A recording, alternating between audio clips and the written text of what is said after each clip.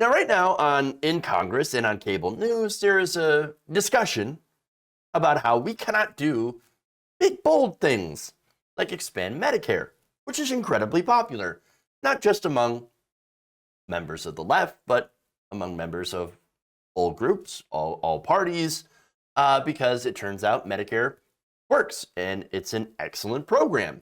But we can't do that. We can't extend tax credits for children. We can invest in workers or in doing something about climate change, which is an economic and national security and, of course, a global threat.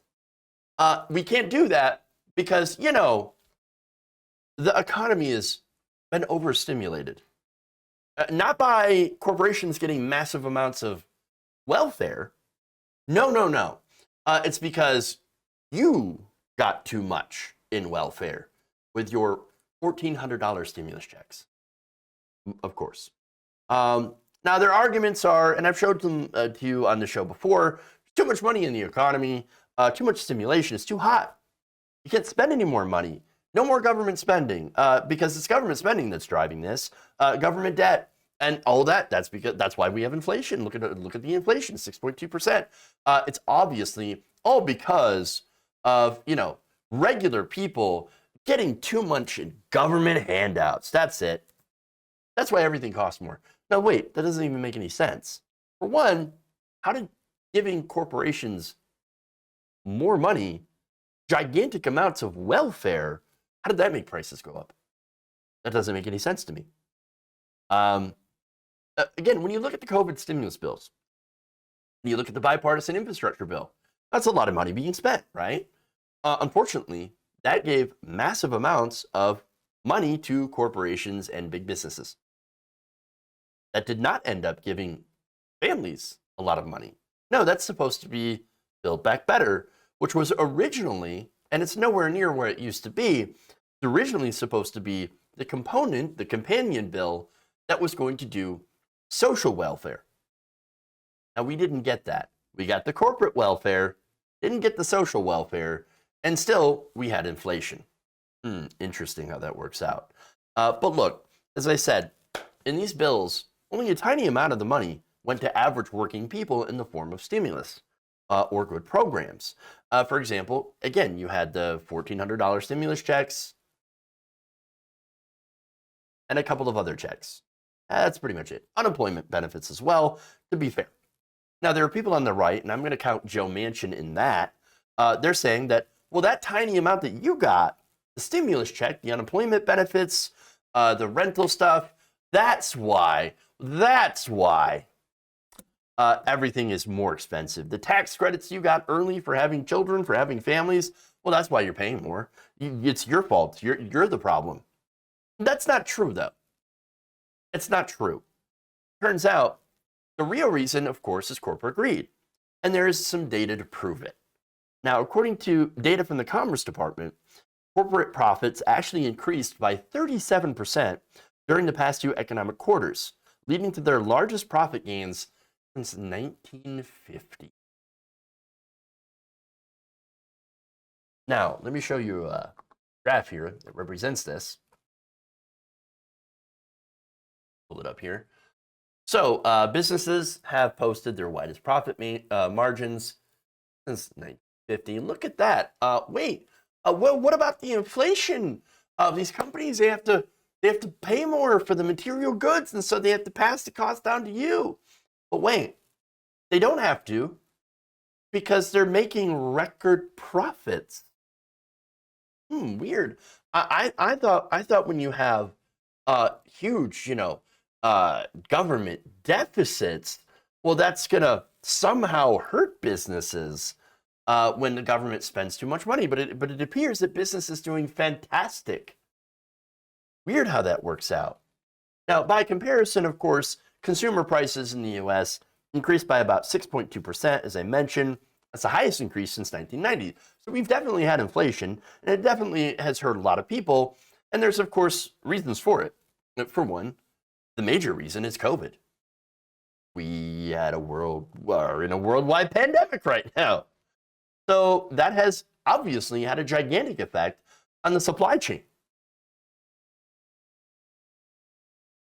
So now, again, if look, yes, that also has increased material costs for businesses. But here's the thing, right?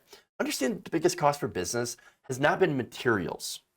Okay, it's actually labor. Labor has always been the biggest cost labor has always been the biggest cost for business. So if you want to blame the 6.2% increase, all the inflation that we have on the materials, well, that's not accurate. Totally inaccurate. As well as, of course, blaming labor because, well, right now we're supposedly in a labor shortage, right? But if we're in a labor shortage and we have massive increases in prices of materials, well, then how can these corporations still post record profits? Interesting, right? And I'm just bringing this up because these are legit questions that no one on cable news and no one in right-wing media is talking about. In fact, here, let's go to the compensation for, if we're talking about labor, right? And this is kind of the reason why there's a so-called shortage of labor. Look, the labor share of income, of output, that's money, that's compensation that goes to workers, is actually way down. So if you look at that, you have a significant decrease in the share of labor. So labor is getting less for what they do and has been getting less for what they do, especially while these corporations during the pandemic were taking more and more and more in profit and charging more as well. And so that's why you've seen all these unions, especially, for example, the John Deere, right? There's a strike at John Deere, strike at Kellogg's. There's all sorts of different strikes. In fact, right now, Alabama, the Bessemer plant, that's the warehouse, for Amazon, is considering another strike. Now, here's the thing. I'm sorry, not a strike, but they were considering another push to unionize. Now, the reason that is, of course, is because you had Amazon that clearly interfered in that vote. So they're looking to unionize because, again, they don't have representation, and you have these companies like Amazon that are making billions and billions of dollars and not sharing that profits with their workers. So that's very important. Now, again, labor's getting less. Materials were never the biggest cost. And so you see, they could have easily absorbed some of those additional material costs and ended up actually not having to raise their prices. And you could also raise employee pay. But they don't, because they want to keep, having their cake and eating it too and get record profits. And plus, let's be honest, the incentive structure here in corporate America is if you're a CEO, you have fiduciary responsibility to return maximum value to your shareholders. And that's it. And so they're incentivized. The entire culture is how to squeeze more and more and more out of your workers and then squeeze even more out of your customers. So that's the situation here. Now, they're also talking about, and here's the thing, okay? So these companies, through their lobbyists, are instructing their goons in Congress and in the media to lie about social spending, saying that it's social spending that's the real problem. But as most economists predicted earlier this year, the stimulus actually didn't impact the economy as much as these lawmakers had even claimed. In fact, a senior fellow at the Peterson Institute for International Economics, this is Olivier Blanchard, who spoke to CNBC earlier this year, said this: the checks, while they helped, didn't lead to a boom in demand. Those checks, it's likely they were spent on bills or food or paying down debt or paying past rent. Not that many people were actually able to go out and buy a ton of new things. And if they did, well, that's actually a good thing. That's what you want. It's stimulus, right? It actually goes to help our economy in the short term. Now, why it didn't have an effect is because you had so many people that were responsible, that were paying bills, that were paying down debts, and they were buying food, and they were doing all these things. And so what you end up having is, again, not enough stimulus into the pockets of average people to bring up demand. And then, of course, you had these supply chain issues as well. And so in the end, what's hurting us is corporate greed. Simple as that. Now, in fact, under this is Family Farm Action Alliance. It's an advocacy organization that promotes a working class agriculture system, so a more sustainable system. Says, under the guise of inflation, large companies are swindling customers to boost their bottom line. More Perfect Union, another organization, said that corporations were only using inflation as an excuse to raise their prices. Quote, corporations are seizing the opportunity to engage in a massive profiteering because they can. They don't care that you have to pay more for your groceries. True. And Senator Bernie Sanders also tweeted this. Let's be clear, the problem is not the worker who got the small raise and a $1,400 check 7 months ago. Was it really that long? Holy crap. The problem is corporations making record-breaking profits while 700 billionaires became $2 trillion richer during the pandemic. We need an economy that works for all, not the 1%. Now, here's the thing. We have a system that is based right now on greed and the exploitation of the working class.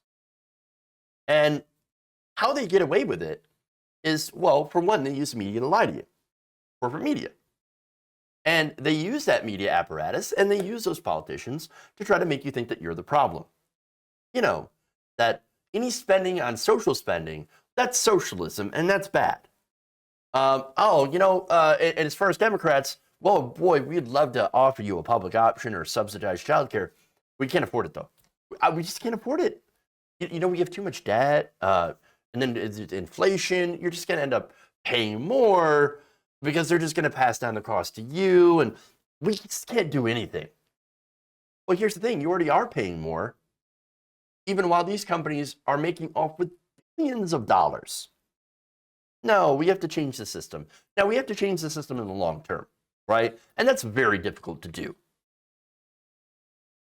And, you know, it's going to require a lot of time, a lot of effort, a lot of work. Now, in the short term, there's also something that we can do. And that's getting more progressives in office. Yes, I know, electoralism, right? Electoralism does have a place in this scheme for the short term. Now, in primaries, you should be voting for the more economically progressive Democrat. Now, I'm not saying that they're going to be perfect. Obviously, you're never going to vote in socialism. But what they can do is make small changes. If there are enough of them, they can make small changes to enhance our lives as we, you know, get other things together to try to actually change the system.